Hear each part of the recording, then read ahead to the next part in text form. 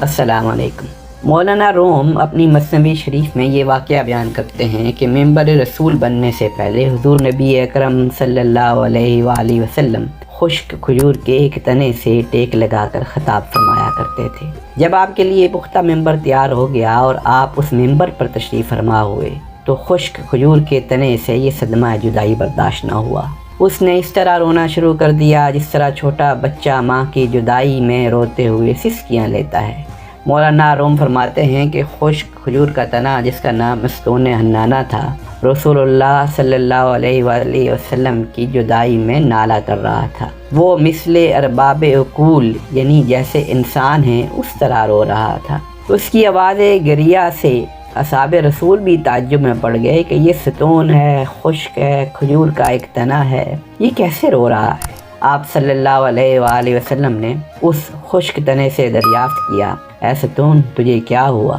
اس نے عرض کیا، یا رسول اللہ صلی اللہ علیہ وسلم، آپ کی جدائی کا صدمہ مجھ سے برداشت نہیں ہوا۔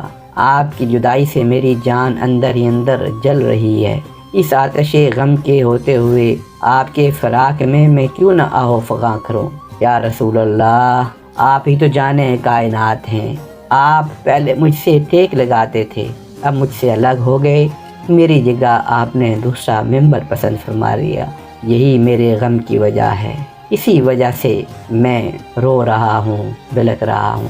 حضور نبی اکرم صلی اللہ علیہ وسلم نے اس پر اپنا دست مبارک رکھا اور پھر اس سے یوں مخاطب ہوئے، اے مبارک ستون، اگر تو چاہتا ہے تو تیرے لیے دعا کروں تو سرسبز اور ثمر آور درخت ہو جائے اور تیرے پھلوں سے مشرق و مغرب میں رہنے والے لوگ مستفید ہوں۔ کیا تو ہمیشہ کے لیے تر و تازہ ہونا چاہتا ہے یا تو پھر عالم آخرت میں کچھ چاہتا ہے؟ ستون حنانہ نے کہا، یا رسول اللہ صلی اللہ علیہ وسلم، میں تو دائمی اور ابدی نعمت چاہتا ہوں۔ مولانا روم فرماتے ہیں، اے غافل انسان، تمہیں اس لکڑی سے سبق لینا چاہیے کہ تم انسان ہو کر دنیا فانی پر گرویدہ ہو گئے ہو اور آخرت سے روگرداں ہو رہے ہو، جبکہ ستون حنانہ نعمت دائمی کو نعمت فانی پر ترجیح دے رہا ہے۔